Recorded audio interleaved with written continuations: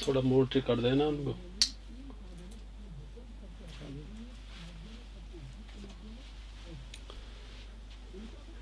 नमस्कार दोस्तों, मैं डॉक्टर भूर सिंह, पेडागोजी शिक्षण विधि विषय विशेषज्ञ, आपको सुमनलता यादव यूट्यूब चैनल पर प्रेप ऑनलाइन सरकारी ऐप पर आपका हृदय से स्वागत और अभिनंदन और सत्कार करता हूं।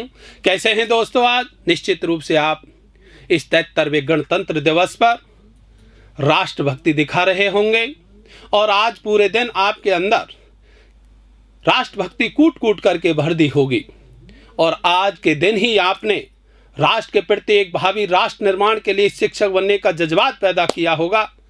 आपने अपने अधिकारों के प्रति जागरूक रहे होंगे।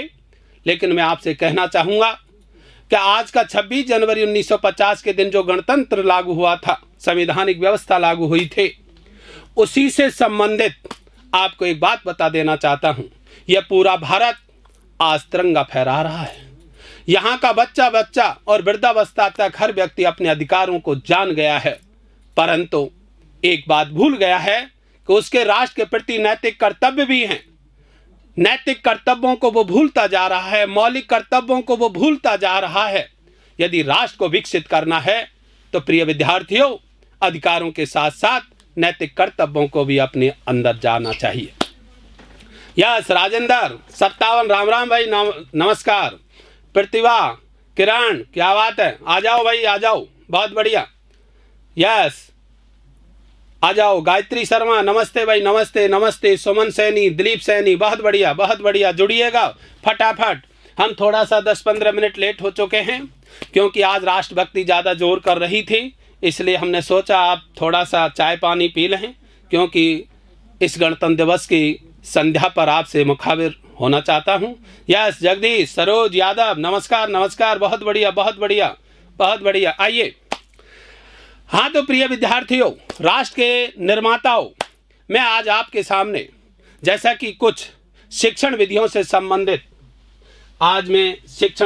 संबंधित एक प्रश्नमाला लेकर के आया हूं, परंतु मैं पढ़ाऊं उससे पहले मेरे अंदर भी राष्ट्रभक्ति का कुछ जज्बात पैदा हुआ है और मैं एक रचनात्मक सृजनात्मक जो मेरे द्वारा मौलिक सृजित है उससे संबंधित कुछ पंक्तियां आप तक पहुंचाऊंगा। या सत्येंद्र सिंह, राष्ट्रभक्ति की कुछ पंक्तियां आप तक पहुंचाऊंगा, उनको थोड़ा सा ध्यान से सुनना ताकि मेरा एक शिक्षक होने का दायित्व राष्ट्र के प्रति पूर्ण हो सके। यस, गुड इवनिंग अर्चना मीणा, राम राम भाई, राम राम।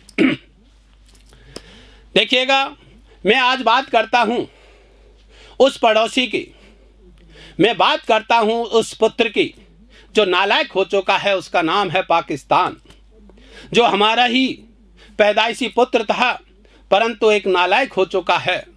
मैं बात करता हूं उस पाकिस्तान की जो अमेरिका का चमचा बन गया था।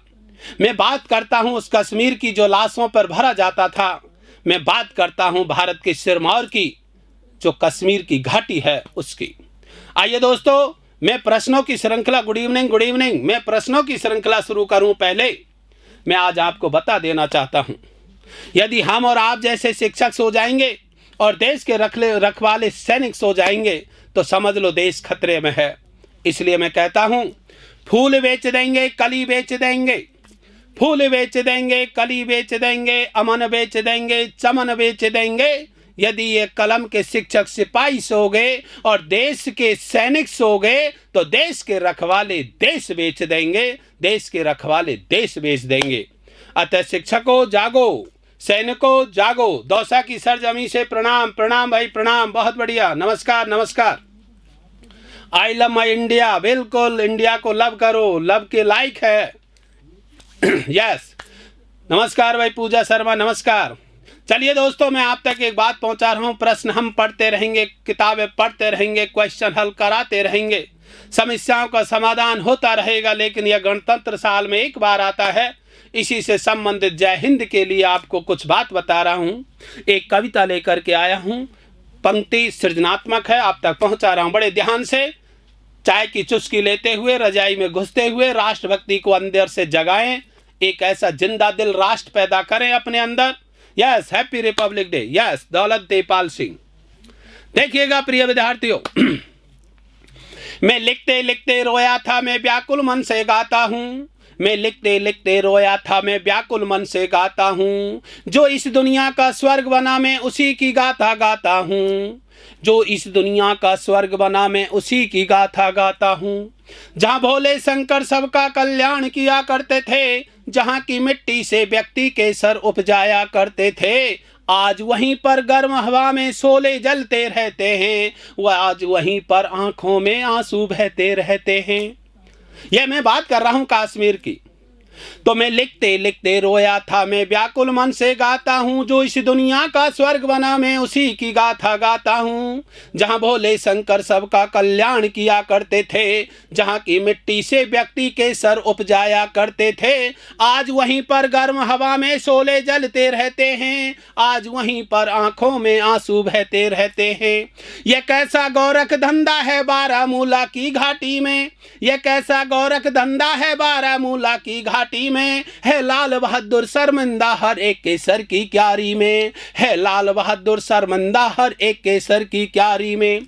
खूनी छींटे बरस रहे हैं कश्मीर के दामन पर, खूनी छींटे बरस रहे हैं कश्मीर के दामन पर। सिंहासन चुप पंगु है तो रहने दो ऐसा इसको, सिंहासन चुप पंगु है तो रहने दो ऐसा इसको। दे दो चुनौती अंतिम अमेरिका के चमचों को, दे दो चुनौती अंतिम अमेरिका के चमचों को। जो फूल तोड़ने निकलेगी, जो फूल तोड़ने निकलेगी वो वहां तोड़ दी जाएगी। जो आंख उठी कश्मीर पर, जो आंख उठी कश्मीर पर वो आंख फोड़ दी जाएगी। जो आंख उठी कश्मीर पर वो आंख फोड़ दी जाएगी, वो आंख फोड़ दी जाएगी। जय हिंद, जय भारत।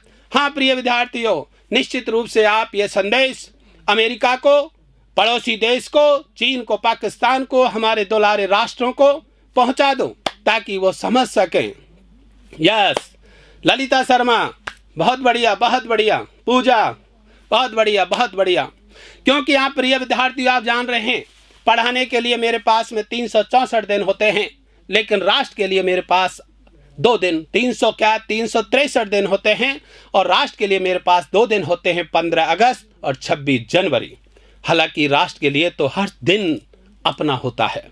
यस यस सर, अब टॉपिक पर आ जाइए। बिल्कुल बिल्कुल बिल्कुल आ जाइए। चलिए इसी के साथ में अब हम शुरुआत करते हैं बहुत शानदार तरीके से। हाँ, क्योंकि आप जानते हैं मैं टॉपिक पर शुरू होने जा रहा हूँ, विद्यार्थी के संदेश आ चुके हैं, लेकिन इतना और कहना चाहूँगा, मेरी भारतीय सभ्यता संस्कृति का ये क्या ह्रास हो रहा है।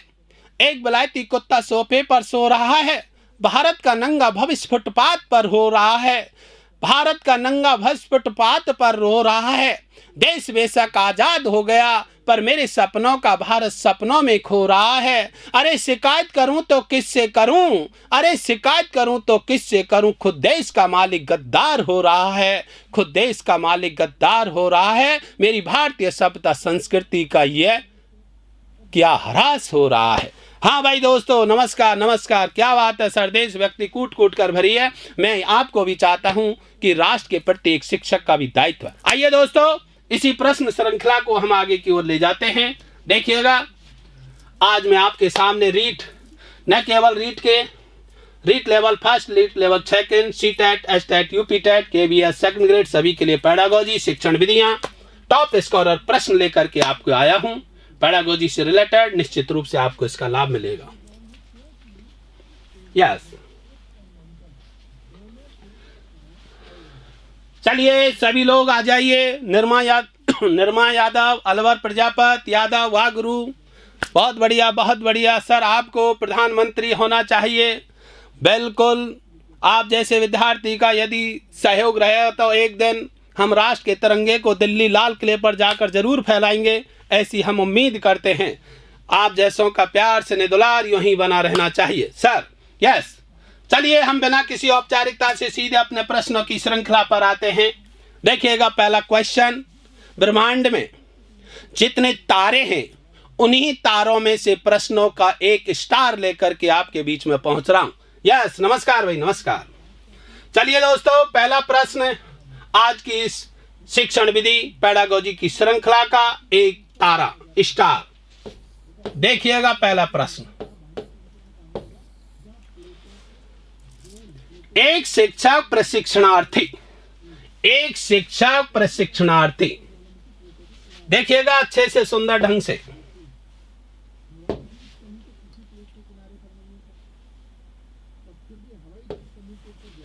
एक शिक्षक प्रशिक्षणार्थी इस प्रकार एक अनुदेशनात्मक उद्देश्य लिखती है।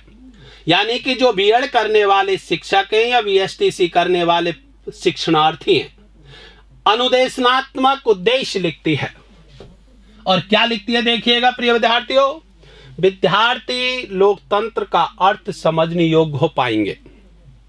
विद्यार्थी लोकतंत्र का अर्थ समझने योग्य हो पाएंगे। यह उद्देश्य किस क्षेत्र में आता है? तो ध्यान रहे, यस विद्यार्थी बता भी रहे हैं उत्तर, बहुत बढ़िया, अति उत्तम। प्रश्न को अच्छी तरह से पढ़ना, प्रश्न को पढ़ना और समझना ही उत्तर की पूर्णता को प्रदान करता है। रामवीर गुर्जर दीजिएगा इसका बहुत अच्छे से बेहतरीन उत्तर दीजिएगा। मैं इंतजार कर रहा हूं आपके इसके प्रश्न का उत्तर। दे रहे हैं अधिकांश विद्यार्थी। ओ Tanu Dhankar, Mahendra master, no no no no, बहुत बढ़िया, बहुत अच्छे, अति उत्तम। अधिकांश विद्यार्थी इसकी डी की तरफ अपना इशारा कर रहे हैं, डी की तरफ इशारा कर रहे हैं अधिकांश विद्यार्थी, बहुत बढ़िया। देखिए प्रिय विद्यार्थियों, प्रश्न है विद्यार्थी लोकतंत्र का अर्थ समझने योग्य हो पाएंगे।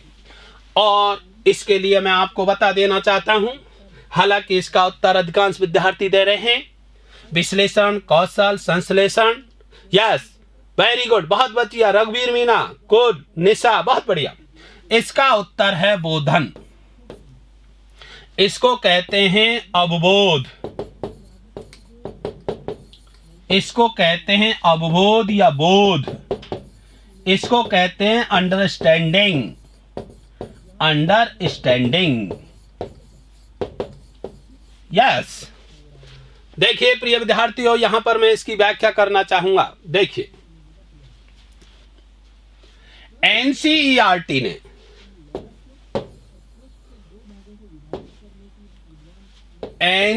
एनसीईआरटी 1961 ने शिक्षण के ज्ञानात्मक पक्ष का उल्लेख किया। सीखना प्रिय विद्यार्थियों, अच्छी चीज बता रहा हूं। शिक्षण के ज्ञानात्मक पक्ष का उल्लेख किया, जिसे संज्ञानात्मक पक्ष भी कहते हैं। देखिएगा प्रिय विद्यार्थियों, जल्दी नहीं करें, बहुत अच्छी चीज बताने जा रहा हूं। और इन्होंने शिक्षण के एनसीईआरटी 1961 के अनुसार इन्होंने शिक्षण के ज्ञानात्मक पक्ष बताए थे 6, और उसमें बताया था ज्ञान, दूसरा बताया था बोध, जिसे अवबोध भी कहते हैं, जिसे बोध, अवबोध या बोधन भी कहते हैं। ठीक। तीसरा बताया था ज्ञानोपयोग, इसे अनुप्रयोग भी कहते हैं, अनुप्रयोग, यूजेज कहते हैं। तो ज्ञान, बोध, ज्ञानोपयोग, कौशल, अभिरुचि, अभिवृत्ति। यस, देखिएगा, number 1, number 2, number 3, number 4, number 5, number 6। सीखना प्रिय विद्यार्थियों, बहुत अच्छी चीज बता रहा हूं। Rajendra 57, D sir, Kaushal, no no, D D. Yes, NCERT 1961 ने शिक्षण के ज्ञानात्मक पक्ष का उल्लेख किया था। आपने जो लेसन बनाए थे वो ज्ञानात्मक पक्ष के थे, आपने जो लेसन बनाए थे वो ज्ञानात्मक पक्ष थे, जिसके माध्यम से बालक स्मरण का, बुद्धि का, तर्क का, चिंतन का विकास करता है। पाठ्य पुस्तक में लिखित सामग्री को पढ़कर, पाठ्य पुस्तक में लिखित सामग्री को पढ़ता है, अधिगम करता है, सीखता है और अपने ज्ञानात्मक पक्ष में, संज्ञानात्मक पक्ष में विकास करता है, जिससे सोचने, समझने, चिंतन करने, तार्क चिंतन करने, स्मरण की क्षमता का विकास होता है। उसी को कहते हैं ज्ञानात्मक पक्ष। अब सीखिएगा। देखिए, बालक ज्ञानात्मक पक्ष में प्रत्यय स्मरण करता है, प्रत्याभिज्ञान करता है, यानी कि प्राप्त, माना कि कोई शिक्षक कक्ष में उसे पढ़ाता है वर्षा, रेन, वर्षा। वर्षा क्या है? तो शिक्षक कक्ष में प्रकरण टॉपिक लेकर के गया और बच्चों को कहा, बच्चों आज हम वर्षा पढ़ेंगे। या सर स्क्रीन साफ नहीं दिख रही है, कहा होगा को अभी अभी नहीं दिख रही है बेटा, ऐसे मत कर। एक शिक्षक कक्ष में जाता है और बालकों को वर्षा पढ़ाता है। पढ़ाने से पहले बच्चों कहता, बच्चों अपनी पुस्तक निकालें, आज का प्रकरण टॉपिक है वर्षा। बच्चे कहते यस सर। तो आप ऐसा करिएगा, मैं अभी इसको पढ़ाऊंगा नहीं। क्या कहता है शिक्षक, पहले इस संपूर्ण चैप्टर की रीडिंग करें, इस चैप्टर के बारे में ज्ञान करें, परिचय लें, पहचान करें कि इस चैप्टर में है क्या, पहचान करें, परिचय करें, इंट्रोडक्शन करें, प्रत्यय जो आए हुए हैं उनका ज्ञान करें, प्रत्याभिज्ञान, प्रत्यय स्मरण की इस चैप्टर में है क्या, पहचान करना, परिचय करना ज्ञान कहलाता है। फिर शिक्षक कक्षा में जाता है दूसरे दिन, यस, फिर कक्षा में दूसरे दिन जाता है, फिर बच्चों से कहता है, बच्चों जो कल मैंने चैप्टर को दिया था पढ़ने के लिए वो पढ़ लिया। बच्चे कहते हैं यस सर। अब ऐसा करो, आज मैं उसको समझाता हूं। तो शिक्षक उसे पढ़ाता है, समझाता है और तुलना, अंतर, वर्गीकरण करता है, समझ विकसित करता है। तो प्रिय विद्यार्थी, उस चैप्टर के बारे में जो बरसात का टॉपिक दिया था उसके बारे में यहां बताता है समझ के बोध के अंदर बालक समझ विकसित करेगा। किसके बारे में? लोकतंत्र के अर्थ समझने योग्य हो पाएंगे। तो यहाँ शिक्षक पहले चैप्टर का परिचय कराता है और उसके बारे में, लोकतंत्र के बारे में समझ विकसित करता है। लोकतंत्र के बारे में समझ भी, जब चैप्टर में समझ शब्द आ जाए तो समझ लेना वो बोधन क्षमता कहलाती है। अंतर, तुलना, वर्गीकरण कर सकेगा, समझ विकसित कर सकेगा, उदाहरणों से समझा सकेगा। ध्यान रखना, अंतर कर सकेगा, तुलना कर सकेगा, वर्गीकरण कर सकेगा। अंतर, तुलना, वर्गीकरण, समझ विकसित कर सकेगा, उदाहरणों से समझ सकेगा, समस्या के कारणों का पता लगा सकेगा, उसको कहते हैं बोधन क्षमता। ओ निकेश, ओके, अंकुश पटेल, सर आपकी किताब का नाम क्या है? बेटा मेरी किताब का नाम समीक्षा आराध्या पब्लिकेशन है, जो डॉक्टर भूर सिंह के द्वारा लिखित है। You are the best. अपने फोन को क्वालिटी बढ़ाओ। बिल्कुल बढ़ाएंगे। बहुत बढ़िया नीरज शर्मा, धमाकेदार, बहुत बढ़िया, अति उत्तम। देखो प्रिय विद्यार्थियों, मेरा इस प्रश्न का हल इतना सा था, क्योंकि इनको पढ़ाने के लिए बहुत समय चाहिए। मैं कहना चाहता हूं समझ विकसित करना, इसके अंदर आता है प्रकरण से संबंधित समझ विकसित करना, तुलना करना, अंतर करना, तुलना अंतर करना, समस्या के कारणों का पता लगाना, समस्या के कारणों का पता लगाना, कारणों का पता लगाना, उदाहरणों से समझाना, समझ विकसित करना। तो लोकतंत्र के बारे में समझ विकसित कर सकेंगे, ऐसा इसके अंदर होता है बोधन क्षमता के अंदर। यह सर आपकी किताब का नाम बताओ। समीक्षा आराध्या पब्लिकेशन, मेघाराम, बिल्कुल, बहुत बढ़िया, अच्छे से लिख दिया भैया। समीक्षा आराध्या पब्लिकेशन, जयपुर, राजस्थान। यस, यह अब तक हजारों शिक्षकों के निर्माण में अपना योगदान दे चुकी है। यस, बहुत बढ़िया, अति उत्तम। चलिए विद्यार्थी, इसका उत्तर बोधन क्षमता। अब हम इसी प्रश्नों की श्रृंखला में एक दूसरे क्वेश्चन की तरफ बढ़ते हैं। इनके बारे में कभी मौका मिलेगा तो हम अच्छे से इनकी व्याख्या वर्णन करेंगे। अभी मेरा उद्देश्य प्रश्न को थोड़ा समझाना था और बताना था।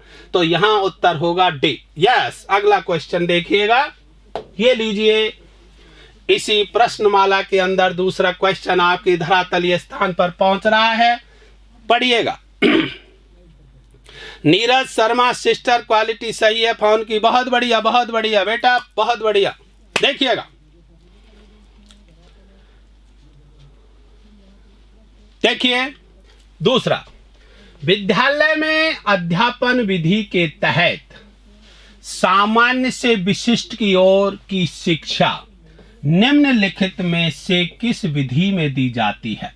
पढ़िएगा विद्यार्थियों, सामान्य से विशिष्ट की ओर, सामान्य से विशिष्ट की ओर शिक्षण सूत्र का प्रयोग निम्नलिखित में से कौन सी शिक्षण विधि में होता है? ऑप्शन ए आगमन, ऑप्शन बी निगमन, ऑप्शन 3 क्रियाकलाप विधि और ऑप्शन डी खेल विधि। यस प्रिय विद्यार्थियों, दीजिएगा। राधे राधे, गुरुदेव धौलपुर से प्रणाम, बहुत बढ़िया। आंसर अच्छे से दीजिए, जल्दी फटाफट। मैं समझता हूं इसका उत्तर सभी विद्यार्थी बेहतरीन तरीके से प्रदर्शन कर रहे हैं। गुड गुड देवल राम, बहुत अच्छा। तो उत्तर दे ही रहे हैं लगभग लगभग। गुड बी, गुड बी, सामान्य से विशिष्ट की ओर, बहुत बढ़िया। देखिए इसका उत्तर निश्चित रूप से बहुत बढ़िया, बहुत बढ़िया, ठीक, निगमन विधि। अब देखिएगा कैसे है। मैं आज आपको यह विधि का झंझट ही खत्म कर देता हूं। देखिए एक तरफ है आगमन विधि और दूसरी तरफ है निगमन विधि। आगमन विधि और निगमन विधि, इसके समान है संश्लेषण विधि और इसके समान है विश्लेषण विधि। हमेशा के लिए याद कर लेना प्रिय विद्यार्थियों, इनके सूत्र जो हैं वो मैं लिख रहा हूं। आगमन और संश्लेषण विधि शिक्षण सूत्रों में समान होती हैं। ज्ञात से अज्ञात की ओर, उदाहरण से नियम की ओर,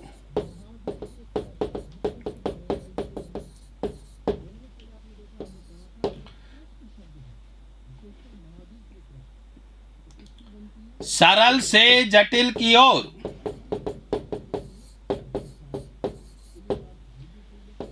विशेष से सामान्य की ओर,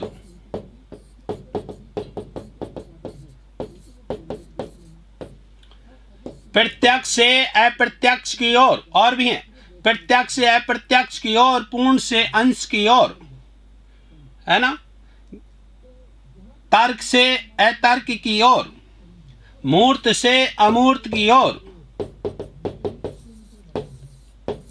और भी हैं शिक्षण सूत्र। मैंने 5 लिखे हैं, 5 और हैं। यस, अब इसके अंदर देखिएगा, इसका जस्ट अपोजिट है निगमन विधि और विश्लेषण विधि। तो देखिएगा यहां जस्ट अपोजिट हो जाएगा। अज्ञात से ज्ञात की ओर, नियम से उदाहरण की ओर, जटिल से सरल की ओर, सामान्य से विशेष की ओर, अमूर्त से मूर्त की ओर। प्रिय विद्यार्थियों, मैंने 5-5 ही लिखे हैं क्योंकि मेरा यहां केवल इस प्रश्न के उत्तर को हल कराना था। देखिएगा प्रिय विद्यार्थियों, आगमन और संश्लेषण विधि शिक्षण सूत्रों में समान होती हैं। निगमन और विश्लेषण विधि शिक्षण सूत्रों में समान होती हैं, परंतु गुण दोषों में विपरीत होती हैं। आगमन विधि के गुण दोष विश्लेषण विधि के समान होते हैं, गुण और दोष। निगमन विधि के गुण दोष संश्लेषण विधि के समान होते हैं, गुण दोष। ध्यान रहे, आगमन विधि के गुण दोष विश्लेषण विधि के समान होते हैं, परंतु आगमन विधि के शिक्षण सूत्र संश्लेषण के समान होते हैं। निगमन विधि के गुण दोष संश्लेषण विधि के समान होते हैं, परंतु निगमन विधि और विश्लेषण विधि के शिक्षण सूत्र समान होते हैं। गुण दोषों में विपरीत और शिक्षण सूत्रों में समान होती हैं। तो प्रिय विद्यार्थियों देखिएगा, तो यहां आया है सामान्य से विशिष्ट की ओर शिक्षण विधि किसके अंदर आती है? तो सामान्य से विशिष्ट की ओर देखिएगा निगमन विधि के अंदर आती है। यस, बहुत अच्छे से मैं यह हल्का ही टेलर दे रहा हूं प्रिय विद्यार्थियों, लेकिन जब मैं इसकी थ्योरेटिकल पढ़ाऊंगा आपको आगमन विधि का बहुत अच्छे से प्रदर्शन करूंगा डायग्राम के साथ। निगमन को अलग पढ़ाता हूं, संश्लेषण को विश्लेषण को डायग्राम के द्वारा बहुत अच्छे से प्रदर्शन करते हैं। 1 पॉइंट गलत लिख दिया है विशिष्ट में। जेएनवी कोचिंग अड्डा, अभी तो मैंने ये टेलर दिया है बेटा। यस, सामान्य तो उदाहरण होता है, सही कह रहे हो। चलिए निगमन विधि, इसका आंसर होगा निगमन विधि, गलत मत करना। ये शिक्षण सूत्र और भी हैं भैया, 5 ही नहीं है, 10 हैं, 10 ये भी 10 हैं। मैंने हल्का सा उदाहरण दिया है। निगमन विधि सामान्य से विशिष्ट की ओर, सामान्य से विशिष्ट की ओर चलती है।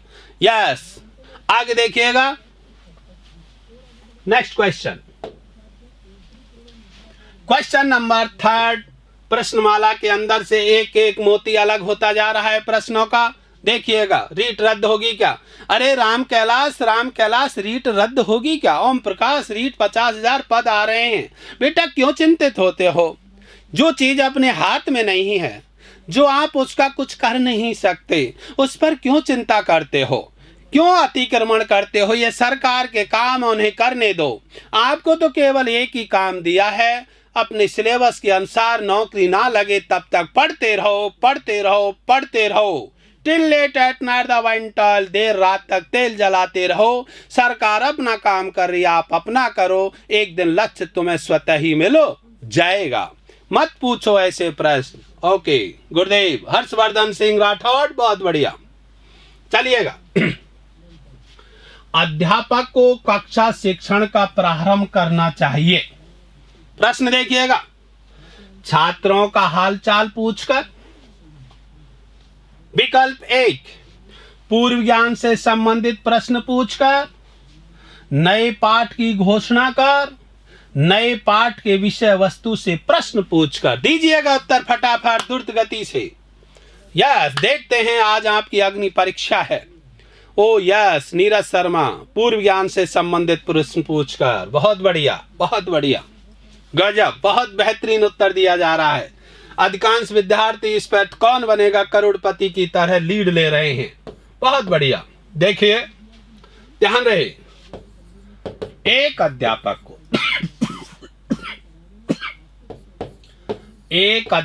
को अपना प्रकरण शुरू करने से पहले, वर्तमान प्रकरण को पढ़ाने से पहले, पूर्व पाठ या पूर्ववर्ती पाठ और आने वाला पाठ जो प्रारंभ करेंगे, अगला पाठ, नेक्स्ट चैप्टर, अगले पाठ। तो 3 चीजें हैं प्रिय विद्यार्थियों। एक अध्यापक को वर्तमान प्रकरण को पढ़ाने से पहले इस प्रकरण को पूर्ववर्ती पाठ से जोड़ना चाहिए और इस प्रकरण के बाद में अगले पाठ पर क्या प्रभाव पड़ेगा, उससे क्या संबंध है, उसके बारे में बताना चाहिए। एक शिक्षक को वर्तमान पाठ को पढ़ाते समय पहले उसे पूर्ववर्ती पाठ के बारे में जानकारी देनी चाहिए और वर्तमान पाठ को आने वाले पाठ से सह संबंध स्थापित करना चाहिए। वर्तमान पाठ को पढ़ाने से पहले उससे उस विषय से संबंधित प्रश्न पूछने चाहिए ताकि विद्यार्थी के बारे में शिक्षक जान सके कि इस विद्यार्थी में इस पाठ के प्रति कितना ज्ञान है, कितनी समझ है, उसी की योग्यता, क्षमता, गुण, कौशलता का आंकलन कर सके, उसकी इसी स्टैंडर्ड से वो पढ़ा सके। अतः शिक्षक को कक्ष में प्रकरण को प्रस्तुत करने से पहले उससे संबंधित प्रश्न पूछने चाहिए ताकि विद्यार्थी के ज्ञान के बारे में पता लगा सके और उसी के अनुसार, उसी स्टैंडर्ड के अनुसार उसे पढ़ा सके। यस सर, आपकी क्लास किसी दिन लगती है। लगेगी बेटा, धीरे धीरे, अभी तो शुरुआत है। 4 डग हमने भरे हैं तो क्या हुआ, कोसों खाली मैदान है अभी बाकी। अरे भाई रश्मि सिंह, अब की क्लास किसी दिन हो रही है तो क्या हुआ, 4 डग हमने भरे तो क्या हुआ, कोसों खाली मैदान है अभी बाकी। जो काम हुए हैं अभी वो ना होने के बराबर हैं सभी। हम करेंगे काम निश्चित रूप से। गुरुजी मेरा रीट में नहीं हुआ तो मेरी लोगाई मुझे पीटेगी। हर्षवर्धन सिंह, क्या मात्र शक्ति से पिटने की औकात रखता है क्या? हार्ड वर्कर, क्या लोगाई से पिटने की बात कर रहा है? यस, तो देखिए, पूर्व ज्ञान से संबंधित प्रश्न पूछकर करना चाहिए। नेक्स्ट क्वेश्चन की तरफ बढ़ते हैं। ये लीजिए, बहुत बढ़िया प्रश्न आप तक पहुंचा रहा हूं। प्रस्तावना, प्रस्तुतिकरण, तुलना, सामान्यीकरण और प्रयोग। ध्यान रखें, प्रस्तावना, प्रस्तुतिकरण, तुलना, सामान्यीकरण और प्रयोग।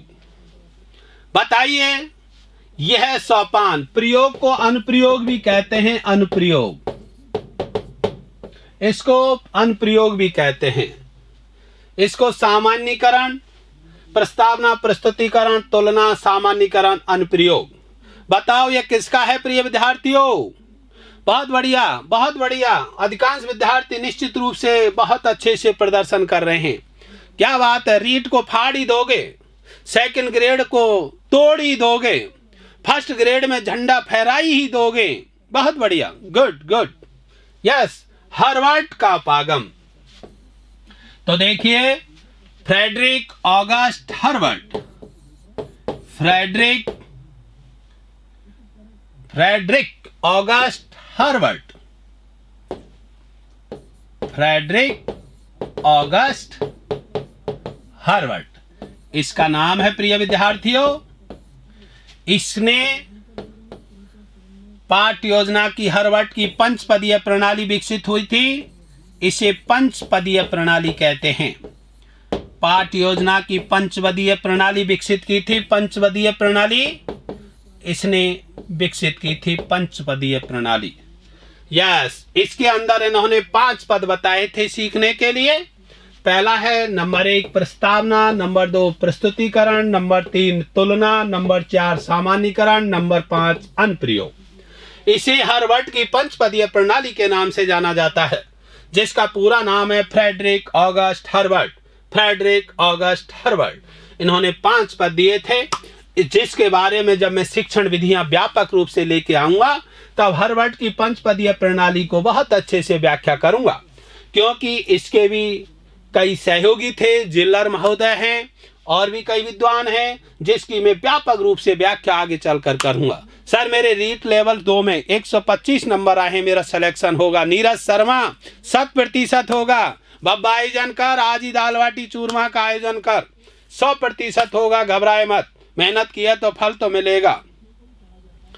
सर रीट में छूटे हुए स्टूडेंट हैं, ओ इतना तो जानते ही हैं। बहुत बढ़िया, बहुत बढ़िया। नीरज क्या सब है?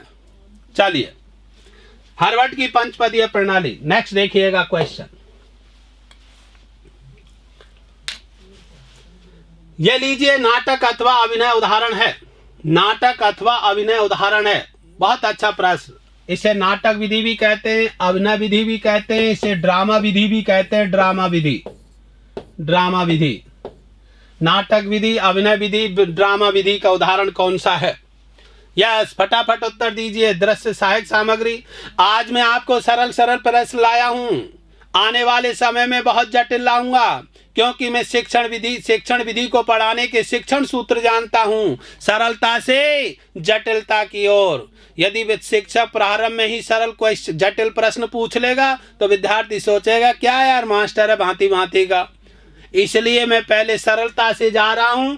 आने वाली प्रश्नों की इस माला में जटिल से जटिल प्रश्न भी आएंगे, जो आपको पसीने तक भी दिलवा देंगे। यस, नाटक अथवा अभिनय उदाहरण विधि है।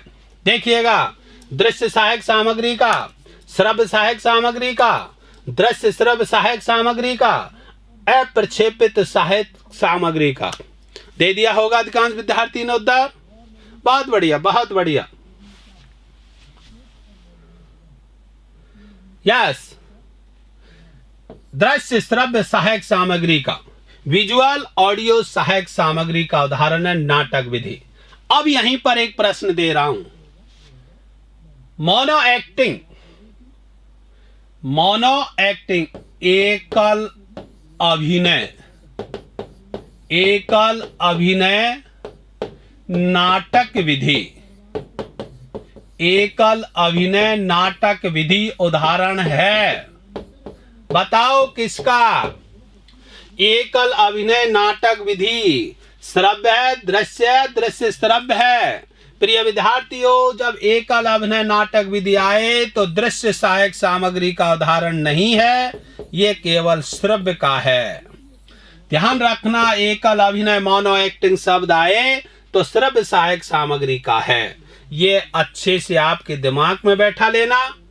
यस, एका अभिनय विधि, नहीं नहीं, श्रव्य का नहीं।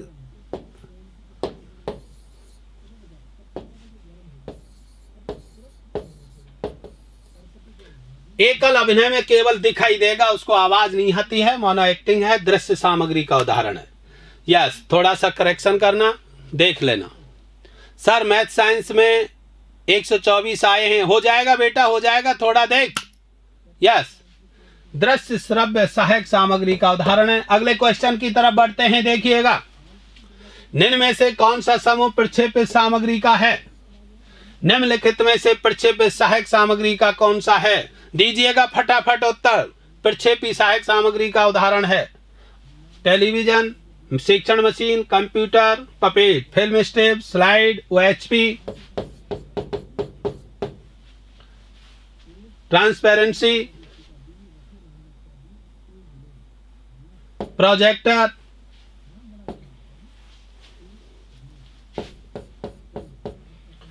प्रदर्शन, OHP, ट्रांसपेरेंसी, टेलीविजन, प्रतिमान, कार्टून। देख बताइए फटाफट कौन सा उत्तर होगा भाई प्रिय विद्यार्थियों। आरती मीना, निशान, गुड गुड, बहुत बढ़िया बहुत बढ़िया, अच्छे से उत्तर दिया जा रहा है। देखिए बहुत से बच्चे इसको शिक्षण सहायक सामग्री को मैं ऐसे बांट देता हूं। प्रक्षेपी सहायक सामग्री, अप्रक्षेपी सहायक सामग्री, क्रियात्मक सहायक सामग्री, क्रियात्मक सहायक सामग्री और कंप्यूटर अनुदेशन सहायक सामग्री।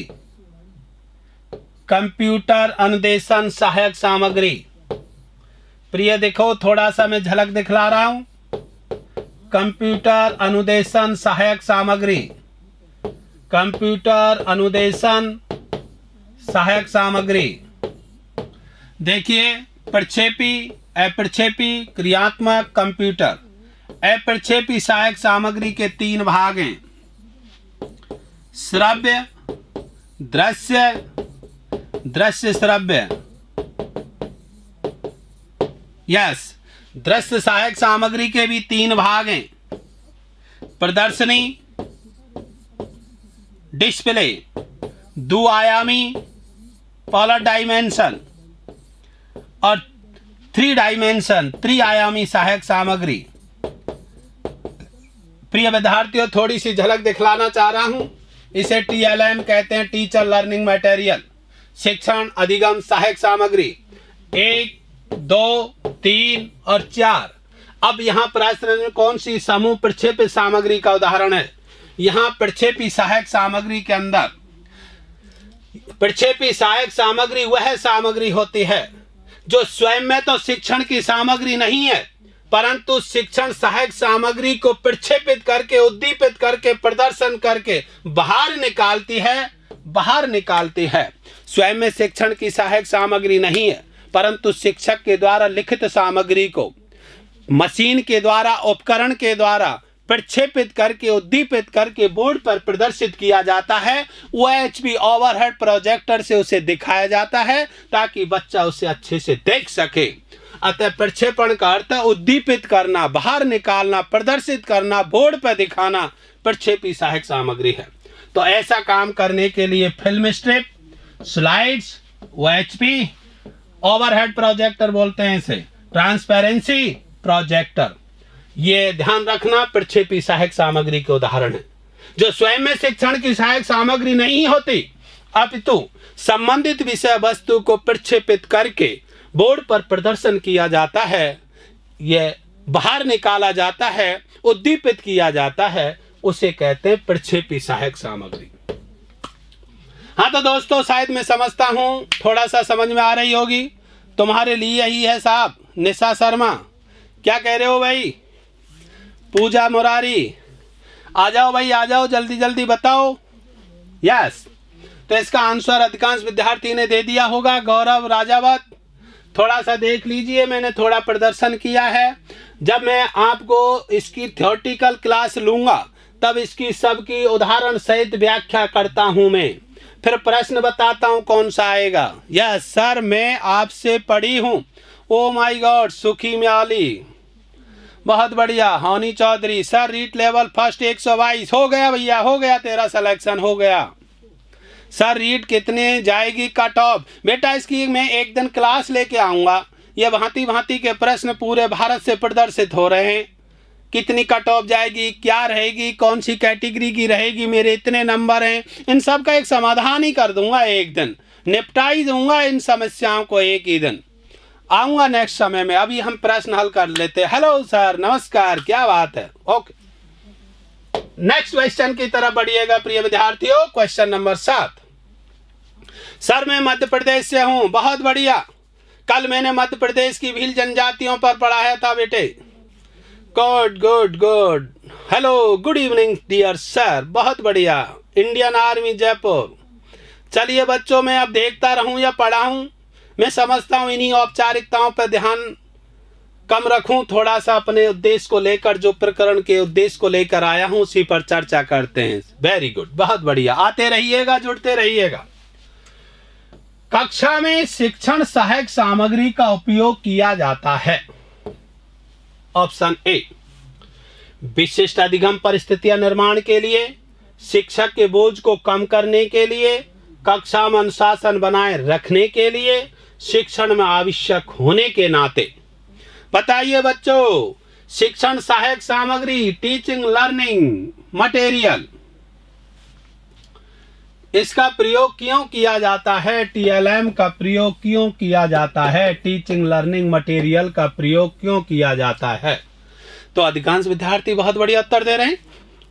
यस, बहुत बढ़िया, गुड, अति उत्तम। आरती मीणा, बहुत अच्छा प्रदर्शन चल रहा है। सरोज कुमारी मीणा, बहुत बढ़िया। देखिएगा, विशिष्ट अधिगम परिस्थितियां उत्पन्न करने से, देखो जब शिक्षक शिक्षण सहायक सामग्री का प्रयोग करता है, जब शिक्षण सहायक सामग्री का प्रयोग करता है, प्रिय विद्यार्थियों ध्यान से रखना, जब शिक्षण सहायक सामग्री का प्रयोग कक्ष में करता है तो उसके प्रयोग से संबंधित विषय वस्तु, पाठ्य वस्तु विद्यार्थियों के लिए सरल, इस शिक्षण सहायक सामग्री के प्रयोग से विद्यार्थियों में अधिगम में विषय वस्तु सरल, स्पष्ट, रोचक, प्रभावी, हृदयग्राही, आत्मसात एवं बोधगम्य हो जाती है। जब शिक्षक शिक्षण सहायक सामग्री का उपयोग कक्ष में करता है, तब विद्यार्थी में संबंधित विषय वस्तु को पढ़ने के लिए और उस विषय वस्तु को जानने के लिए शिक्षण सहायक सामग्री के माध्यम से हो जाती है सरल, सरस, सुगम। देखो बहुत अच्छे शब्द हैं। संबंधित विषय वस्तु विद्यार्थी के लिए हो जाती है सरल, सरस, सुगम, स्पष्ट, रोचक, प्रभावी, हृदयग्राही, आत्मसात, बोधगम्य हो जाती है और प्राप्त ज्ञान स्थायी हो जाता है। हाँ तो प्रिय विद्यार्थियों ध्यान रखना, प्राप्त ज्ञान कैसा हो जाता है? स्थायी हो जाता है। चलिएगा, इसका उत्तर अधिकांश विद्यार्थी दे रहे हैं ये। नेक्स्ट देखिएगा प्रश्न, अगला प्रश्न चलते हैं। हमारी ज्ञानेंद्रियां ज्ञान प्राप्ति के द्वार हैं। बहुत बढ़िया, ये देखिए, हमारी ज्ञानेंद्रियां ज्ञान प्राप्ति के द्वार हैं। आप बहुत अच्छा पढ़ाते हैं। यस, बहुत बढ़िया, अच्छे से, गुड गुड गुड गुड दीजिए। बहुत अच्छा पढ़ाते हैं सर, मैं एमपी टेट की तैयारी करवा दीजिए आप। बहुत अच्छा, बहुत बढ़िया बताएंगे भाई। हमारी ज्ञानेंद्रियां ज्ञान प्राप्ति के द्वार हैं। इस कथन और शिक्षण सहायक सामग्री उपयोग के मनोवैज्ञानिक के अनुसार निम्नलिखित में से कौन सा विकल्प अधिकतम अधिगम के लिए सहयोगी है? दीजिए विद्यार्थियों, बहुत अच्छा प्रयोग। ज्ञानेंद्रियां, यस, उत्तर क्या आएगा? चखना और सूंघना, सूंघना और देखना, स्पर्श करना और सुनना, सुनना और चखना। बताओ कौन सा आंसर सही होगा? Answer C, answer C. क्या बात है, बहुत बढ़िया, बहुत बढ़िया, है ना? यस, तो ज्ञानेंद्रियां ज्ञान प्राप्ति के द्वार हैं और हमारी ज्ञानेंद्रियां होती हैं 5, इनको सेंसुअसनेस कहते हैं। ज्ञानेंद्रियां होती हैं 5, इन्हें सेंसुअसनेस कहते हैं। तो इसके लिए ध्यान रखना, प्रत्यक्ष रूप से स्पर्श करके, प्रत्यक्ष रूप से स्पर्श करके, छू करके, और उसे स्पर्श करना, और स्पर्श होगा तो उसे देखेंगे भी, देखना भी है। स्पर्श भी है, टचेबल भी है, दृश्यबल भी है, और फिर सुन भी रहे। तो बताओ ये सारी चीजें इसके अंदर आ गई। तो ध्यान रहे, शिक्षण सहायक सामग्री उपयोग के लिए मनोविज्ञान के अनुसार क्या होगी? स्पर्श करना, सुनना, देखना। Answer C. बहुत बढ़िया। यस कप्तान जी, नमस्कार नमस्कार, बहुत अति उत्तम, बहुत अच्छे से, सुंदर सुंदर, अति उत्तम। नमस्कार भाई, नमस्कार। चलिएगा हम अगले क्वेश्चन की तरफ बढ़ते हैं। नीरज शर्मा, चले।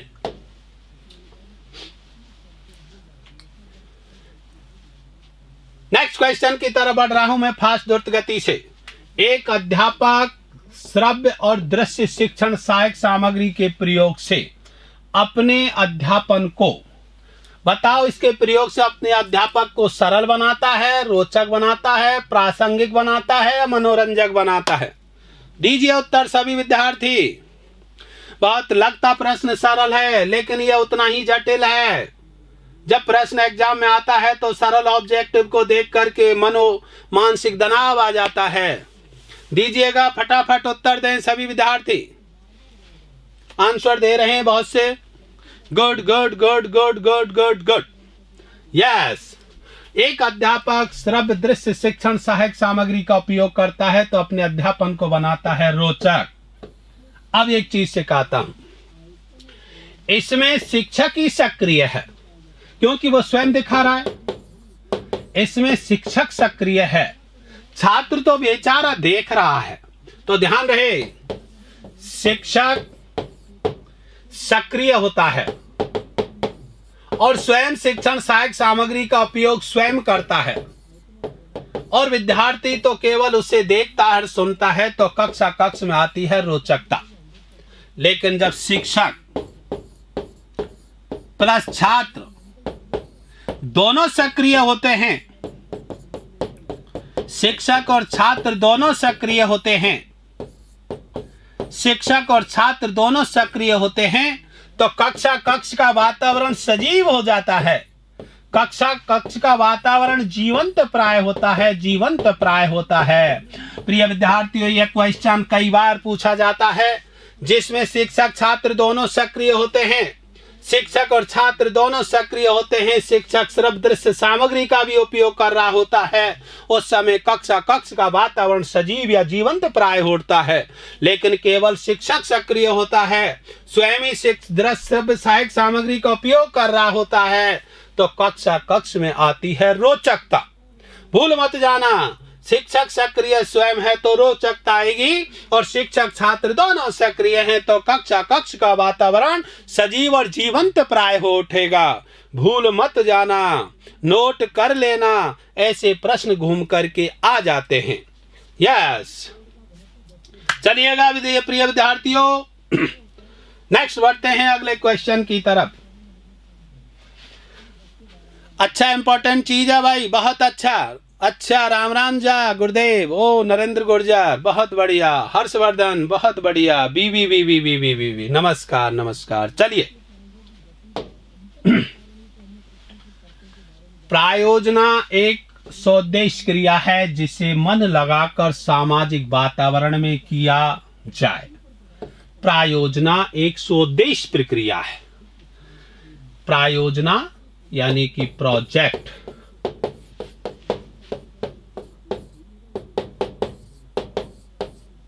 प्रायोजना किसी उद्देश्य को प्राप्त करने के लिए बनाई गई पूर्व में योजना प्रायोजना है, जिसे मन लगाकर सामाजिक वातावरण किया जाए। उपरोक्त कथन किसने दिया? चलिए बताइए प्रिय विद्यार्थियों, पार्कर का, किलपैट्रिक का, प्लेटो का, रूसो का? उत्तर दे रहे हैं अधिकांश विद्यार्थी। बहुत बढ़िया, गुड, अति उत्तम, बेहतरीन प्रदर्शन। देखिए, ध्यान रहे, प्रायोजना विधि, योजना और प्रायोजना, योजना और प्रायोजना, इसे प्लानिंग कहते हैं और इसे प्रोजेक्ट कहते हैं। ये दोनों ही शिक्षण की विधियां हैं। इसके जनक जॉन डीवी माने जाते हैं, इसके जनक जॉन डीवी माने जाते हैं, और इसके जनक इनके प्रिय शिष्य W.H. किलपैट्रिक माने जाते हैं। ध्यान रखना, जॉन डीवी के प्रिय शिष्य थे किलपैट्रिक। योजना विधि के सूत्रधार और जन्मदाता जॉन डीवी हैं। प्रायोजना विधि के जनक हैं प्रोफेसर किलपैट्रिक, W.H. किलपैट्रिक। ध्यान रखना, अब मैं इस पर ज्यादा व्याख्या नहीं करूंगा, बहुत ही समय की आवश्यकता होती है।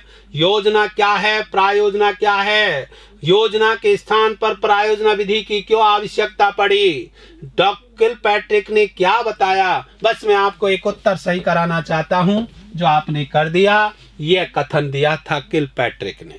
इतना सा याद रख लेना प्रिय विद्यार्थियों। इसकी व्याख्या वर्णन के लिए मुझे करीबन आधा घंटा चाहिए, तब जाके इसकी व्याख्या होगी।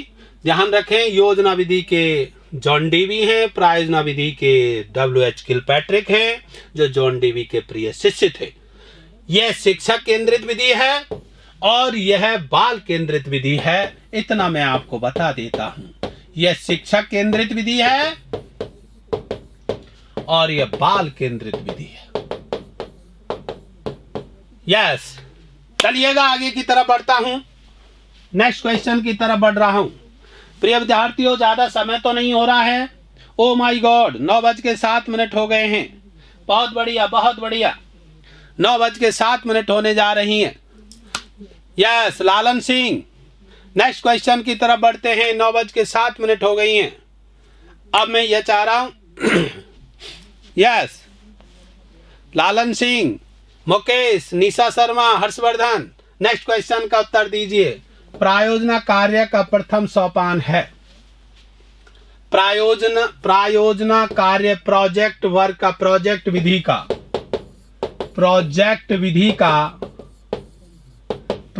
विधि का प्रथम सोपान है। यस, ध्यान रहे, प्रायोजना को व्यवहारिक रूप देना, परिस्थिति का निर्माण करना, प्रायोजना का मूल्यांकन करना, प्रायोजना का विवरण देना। प्रायोजना विधि का प्रथम सोपान कौन सा है, आंसर दीजिएगा। प्रायोजना विधि का प्रथम सोपान कौन सा है? इसका मतलब प्रायोजना विधि के 6 सोपान हैं। जब तक आप उत्तर दीजिएगा फटाफट, सभी विद्यार्थी अच्छे से प्रदर्शन करें इसके उत्तर का। यस, प्रायोजना विधि के सोपान बताना चाहिए आपको। नंबर 1, प्रोजेक्ट या प्रायोजना के लिए परिस्थिति निर्माण करना।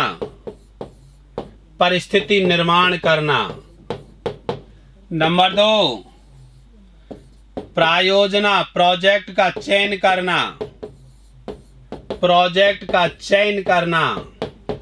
नंबर 3, प्रोजेक्ट की योजना बनाना। नंबर 4, योजना बनाना। नंबर 4, प्रोजेक्ट का क्रियान्वयन करना।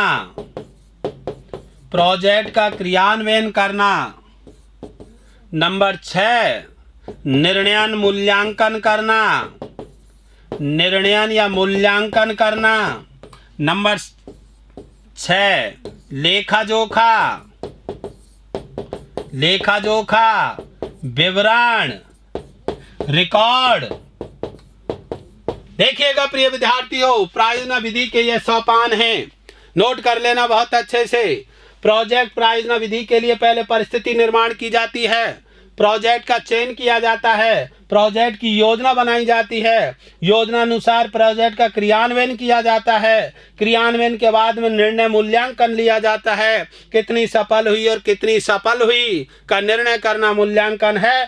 फिर अंत में लेखा जोखा, विवरण, रिकॉर्ड तैयार किया जाता है, प्रोजेक्ट किस तरह का बना। परिस्थिति के बाद चयन, योजना, इम्प्लीमेशन, इवैल्यूएशन, रिकॉर्ड। बहुत बढ़िया हर्षवर्धन सिंह, बहुत बढ़िया, अति उत्तम, गुड, बेहतरीन प्रदर्शन किया है।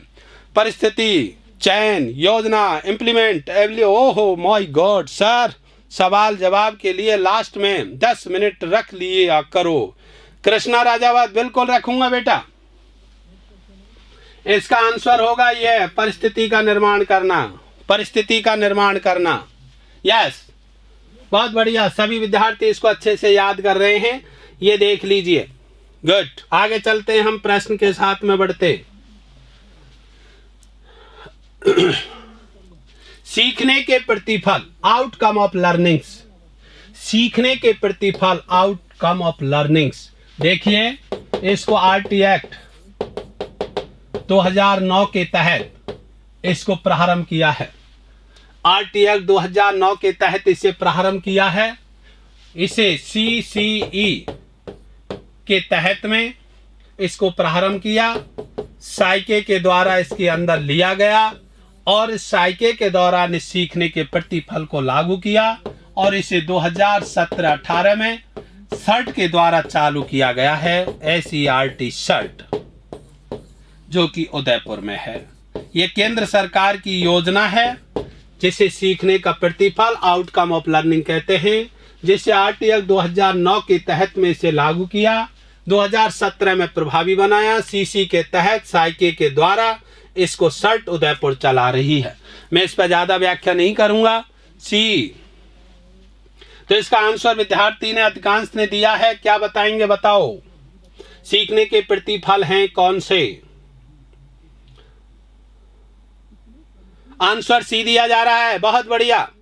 ओ माय गॉड, बहुत बढ़िया। मनीषा मीणा, मनोज, ललिता शर्मा, 12 में सी, बहुत बेहतरीन, बहुत बढ़िया, गुड। हाँ, प्रक्रिया और उत्पादन उन्मुक्त जांच बिंदु जो मात्रात्मक है और गुणात्मक तरीके से मापे जाते हैं। यस, क्वालिटेटिव, क्वांटिटेटिव और क्वालिटेटिव, मात्रात्मक और गुणात्मक, मात्रात्मक ज्ञान का, गुणात्मक भाव और क्रिया तीनों का, मात्रात्मक, ज्ञानात्मक, भाव और क्रिया तीनों का। यस, 3 पक्ष हो गए, ज्ञान, भाव और क्रिया।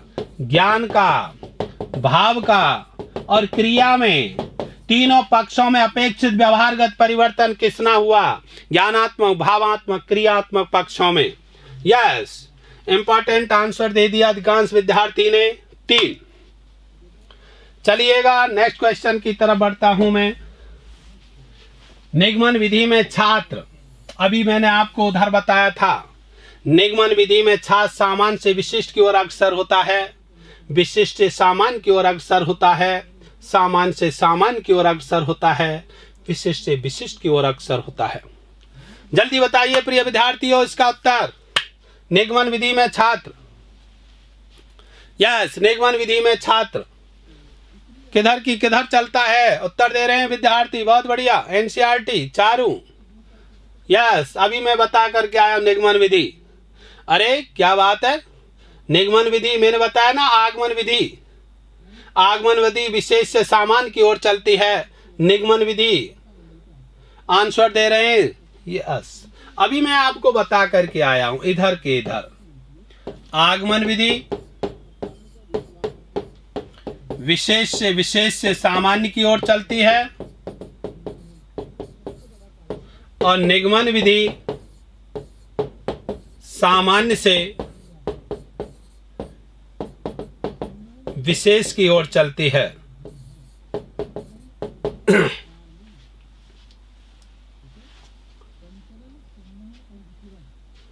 आगमन विधि विशेष से सामान्य की ओर, निगमन विधि सामान्य से विशेष की ओर चलती है, सामान्य से विशेष की ओर चलती है। तो आंसर इसका होगा सामान्य से विशिष्ट की ओर। निगमन विधि सामान्य से विशेष की ओर चलती है।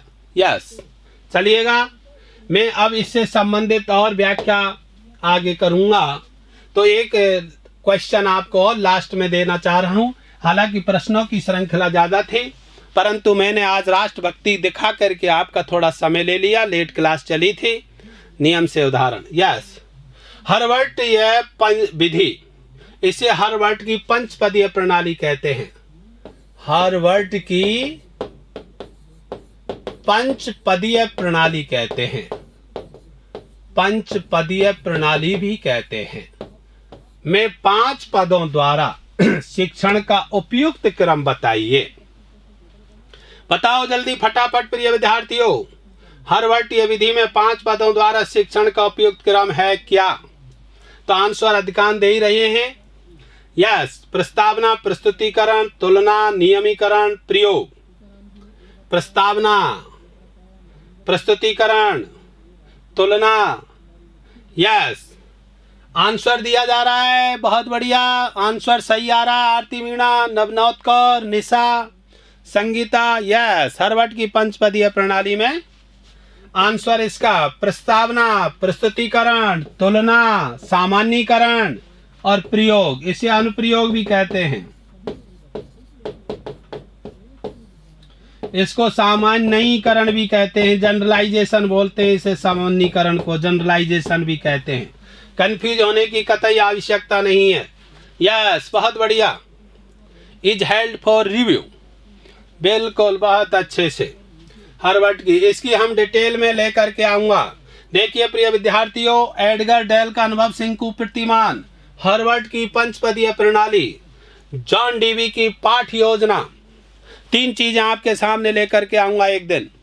हरवर्ट की पंचपदीय प्रणाली क्या है, जॉन डीवी की पाठ योजना क्या है, और एडगर डेल का अनुभव शंकु प्रतिमान क्या है। इन तीनों से रिलेटेड मैं एक टॉपिक आप तक पहुंचाऊंगा, तुलनात्मक पढ़ाऊंगा।